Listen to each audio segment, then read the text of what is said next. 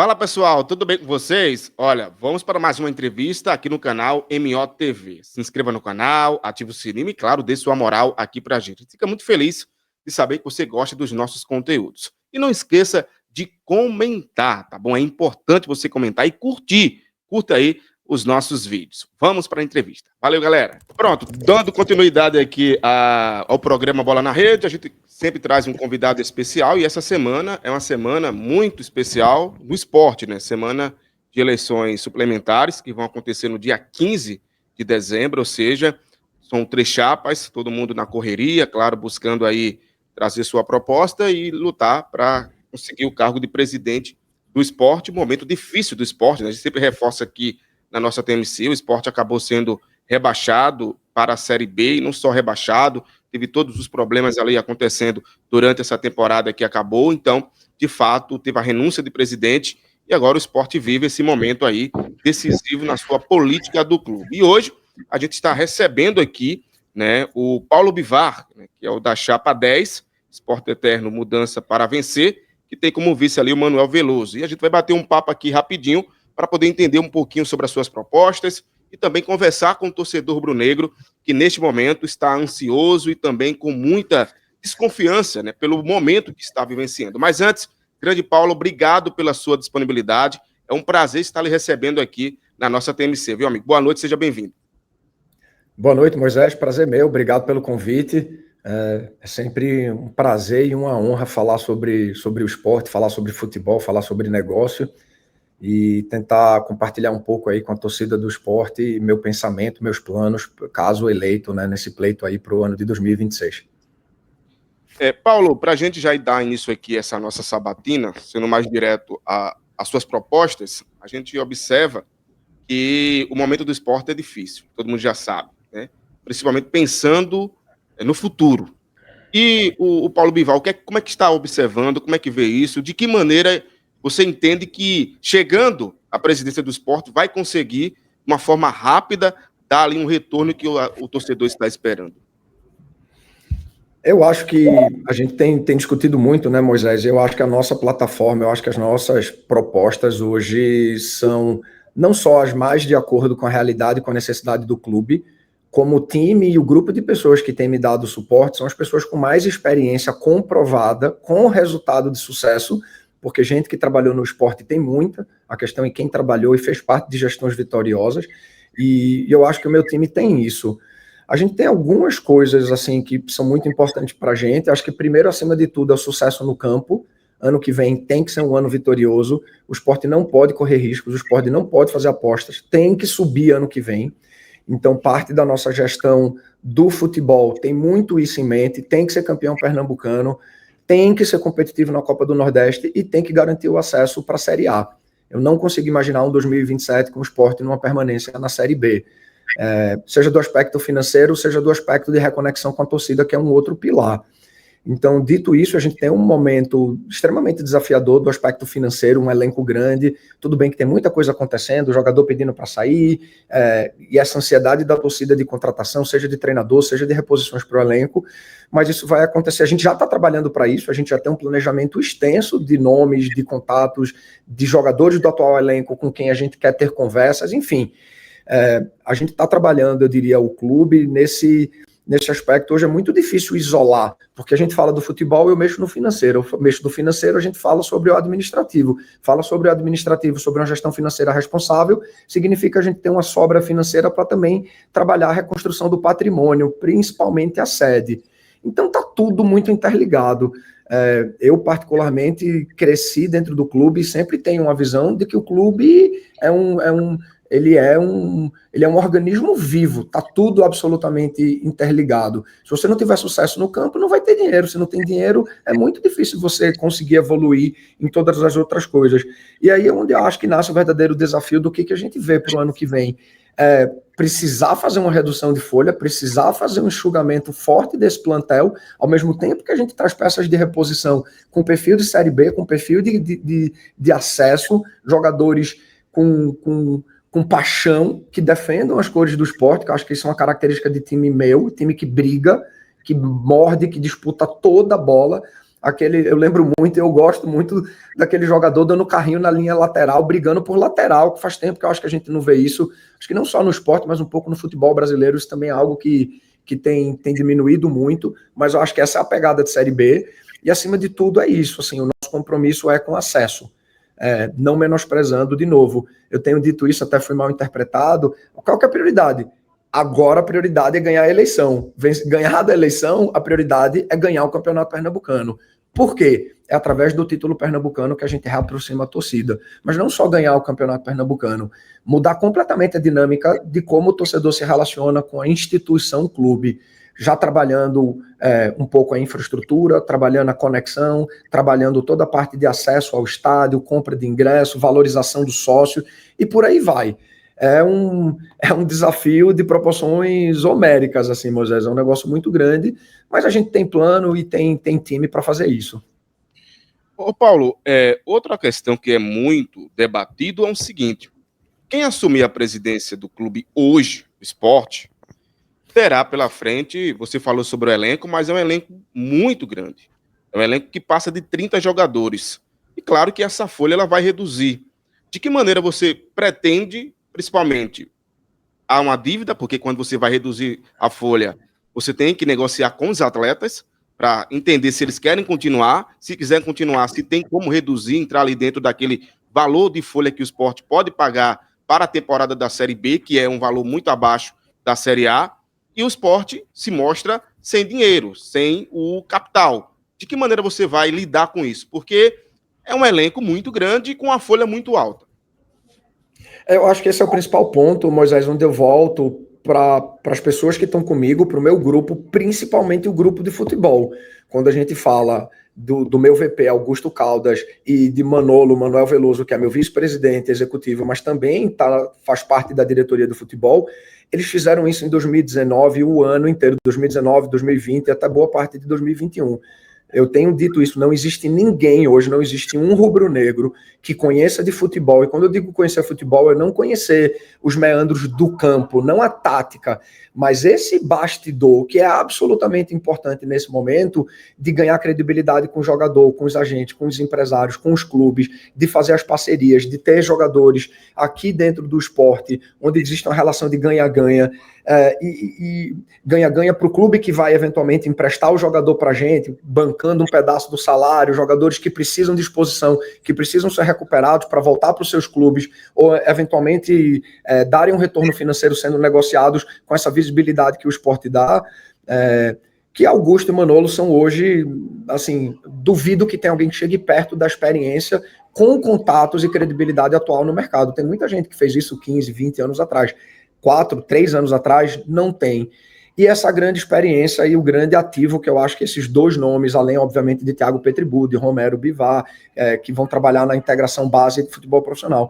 Mas eu acho que, de novo, assim, isso é o que me dá muita confiança de assumir esse desafio por causa desse time. Óbvio que eu também conheço muito desse meandro, conheço muito de bastidores de futebol, negociei já contratos de jogadores, suportando o meu pai, participei de várias. Então, eu acho que onde eu acho que é o grande diferencial do nosso time. Esse não é um ano de testar, esse não é um ano do esporte fazer apostas. E aí, quando eu olho, não só, por mais que meu nome pareça uma novidade, individualmente, é o questionamento, pô, mas quem era você? A torcida não te conhece, não quer dizer que eu não tenha experiência, que eu não tenha os serviços prestados nos bastidores do clube.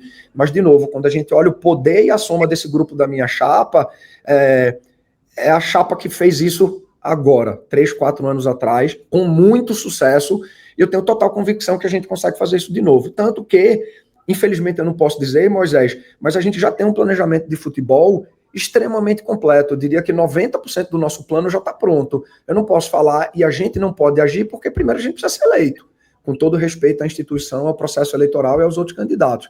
Sendo eleito, a gente tem muita coisa para fazer muito rápido, tá?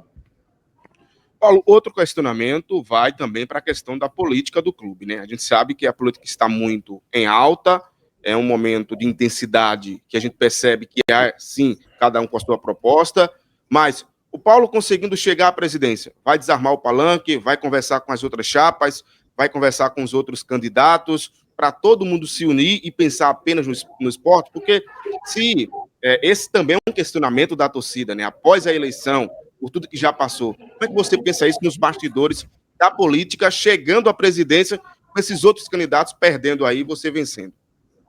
Eu acho que eu nem armei palanque, né, Moisés, se a gente for fazer essa brincadeira, porque eu não estou aqui como político, e na verdade a minha grande crítica, e eu tenho dito direto para o meu time, apesar de gostar e estar aqui com toda boa vontade, conversando com você, com todos os veículos de imprensa, eu adoraria estar gastando metade da energia que eu gasto e tempo para essa parte mais de campanha, para estar trabalhando. Eu tenho falado isso, meu telefone está tocando, já fiz reuniões aqui em São Paulo com instituições financeiras que são parceiras da Liga, da CBF, que tem uma série de produtos e soluções que podem ajudar o esporte no curto prazo a suprir uma necessidade de caixa de dinheiro que a gente sabe que vai acontecer em janeiro, fevereiro e março principalmente. Então eu adoraria estar evoluindo em negociações com jogadores, contratando treinador, começando no processo de modernização e transformação da parte administrativa do clube, trazendo os parceiros para dentro, de marketing, enfim, de estratégia também, começando a investigação, mas a gente tem esse processo que é um processo político e de novo, eu menosprezava isso. De fato, eu nunca quis ser um cara político, não fazia parte da política do clube, por isso até o questionamento, mas o cara, onde que você estava durante a oposição? Eu não sou político, eu sou executivo, eu quero trabalhar, eu quero resolver problema. Mas, com certeza, eu acho que eu nunca armei o palanque. Eu estou aqui falando de mim, da minha habilidade, do meu time e da confiança que eu tenho de que o nosso time é, por muito, o time mais competente e preparado para resolver esse problema do esporte hoje. A questão do Zé Lucas, isso é um ponto que a gente vai abordar em todas as entrevistas, porque se fala muito, Zé Lucas pode ser a salvação do esporte na questão financeira. Como é que você vê isso? Como um risco? É um equívoco ou realmente Zé Lucas sendo vendido vai salvar o esporte? Porque você falou um dinheiro novo aí, parcerias, mas o Zé Lucas sendo vendido, ele realmente é o atleta que vai salvar o esporte? Porque quando a gente observa assim, você pegar um ativo, vender esse ativo para pagar contas, aí o torcedor fica com aquela interrogação. Como é que você quer trabalhar isso com esse atleta, com essa joia que realmente já mostrou muito potencial? Eu acho que essa é uma baita pergunta, Moisés. Eu acho que ninguém me fez essa pergunta ainda nessa uma semana de campanha que eu tenho falado. Assim, eu tenho alguns pensamentos em relação a Zé Lucas. Talvez eu tenha falado isso em alguma outra conversa, mas eu acho que Zé Lucas é um ativo do clube, mas hoje eu ainda vejo em Zé Lucas muito mais uma questão de potencial do que uma realidade. Então eu acho... O que eu quero dizer?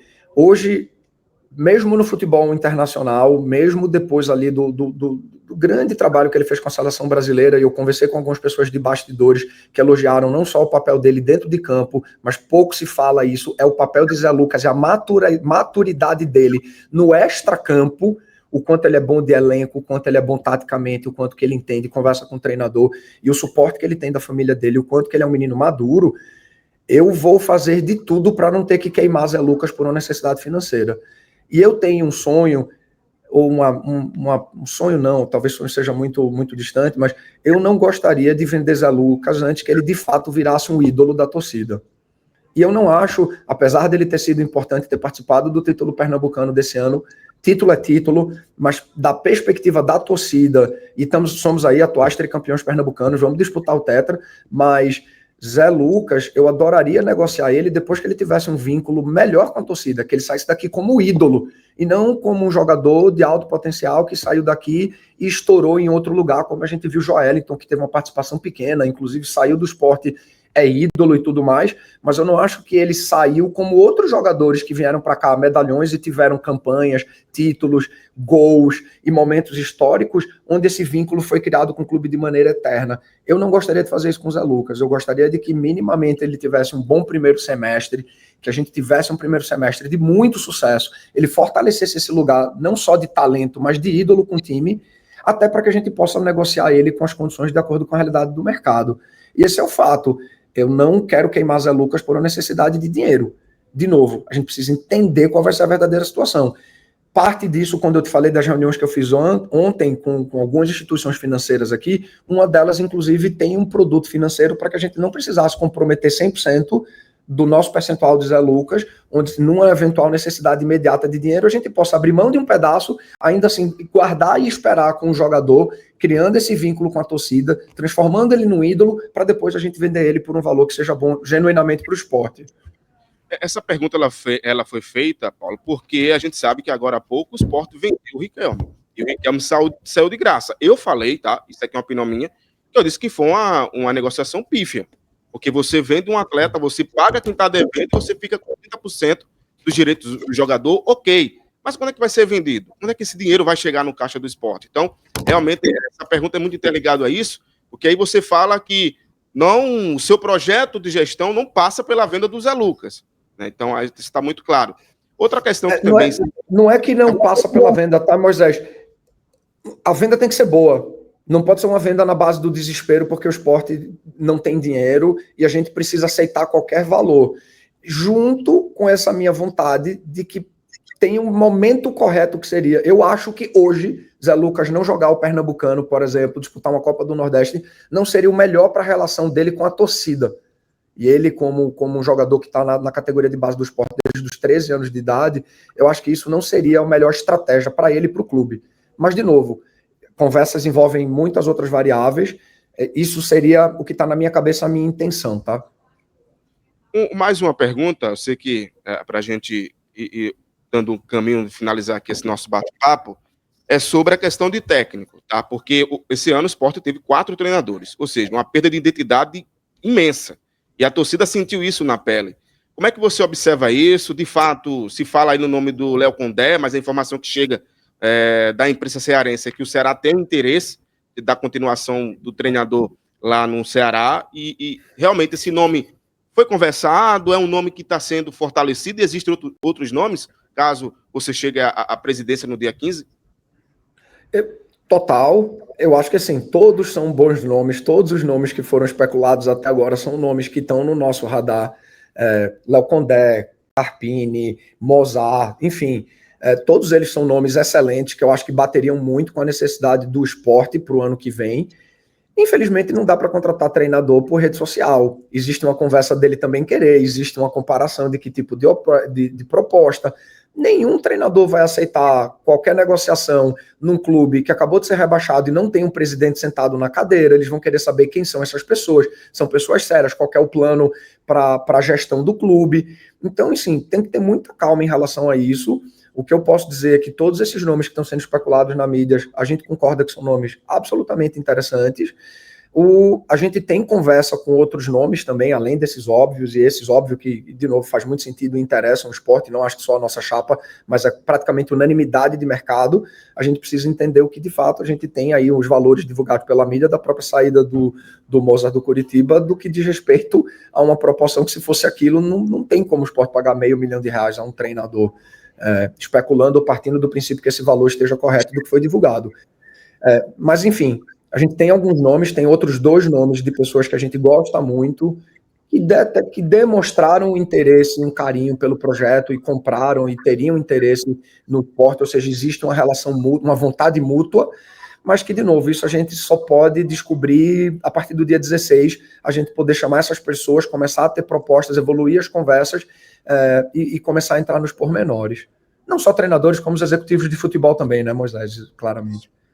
Até onde o Paulo Bivar sabe da situação financeira do esporte? Até onde foi aberto para você, Paulo? Eu acho que 70%, Moisés. A gente hoje tem uma noção dos números macros, né, do que é principalmente folha do futebol, folha do administrativo. Ainda tem várias informações que a gente não teve acesso ainda, que a gente quer saber, e que tem um impacto muito grande nesse planejamento financeiro da gente para o ano que vem. Acho que a principal dúvida hoje, para mim, tem a ver com antecipações e com essas quebras de contrato, essas histórias mais recentes que foram feitas. Por exemplo, o caso da Imply, que se tornou público e fez muito barulho na semana passada, para entender o que de fato é isso, é 20 milhões, não é 20 milhões, é 1,5 milhão, o que de fato a Balada App está aportando dentro do clube, esses contratos que normalmente são sigilosos. Então tem uma série dessas variáveis no que diz respeito à minha grande preocupação, e respondendo a tua pergunta, né, o 30% que eu não tenho visão ainda, o que foi prometido para que a gente possa, o que foi comprometido do futuro que pode me atrapalhar no curto prazo, janeiro, fevereiro, março, como eu te falei. Mas já tenho conversas em andamento aqui com algumas instituições financeiras e potenciais investidores que poderiam suprir essa necessidade de curto prazo, que seria hoje e é hoje a minha grande preocupação. Tá certo. Chega no finalzinho aqui, eu quero agora que você fale com a torcida do esporte, que está ouvindo aqui a nossa TMC, os 92.7, né? E por que a torcida, o sócio, primeiro a torcida pode confiar no seu trabalho e o sócio ir lá no dia 15 votar 10. Por que de votar 10? Né? E eu queria que você pudesse falar agora com o torcedor aqui na nossa TMC, Paulo. Eu acho, Moisés, que essa talvez é uma das eleições mais importantes por tudo que está acontecendo na história recente do esporte. O meu pedido é que o sócio compareça no dia 15. Eu sei que não é difícil, é um dia útil, é um dia de trabalho, é uma segunda-feira, fim de ano.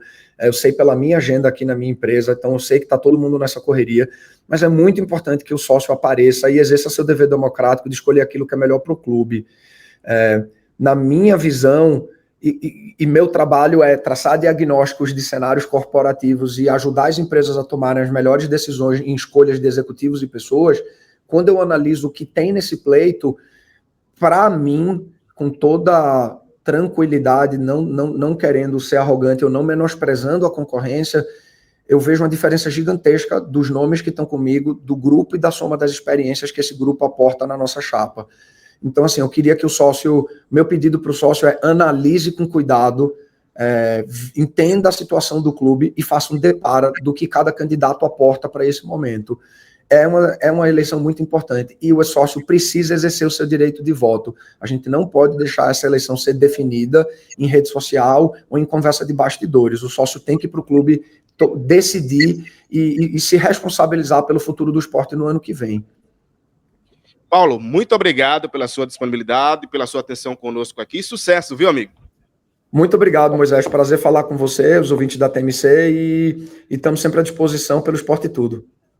Valeu, um abraço, Paulo. Fica com Deus. Sucesso sempre, amigão. E aí, gostou dessa entrevista? Para ficar melhor, compartilha com seus amigos, né? E dê também sempre aquela curtida legal que é importante. E comente os nossos conteúdos aqui no canal MO TV. Valeu, pessoal. Um abraço. Até qualquer hora.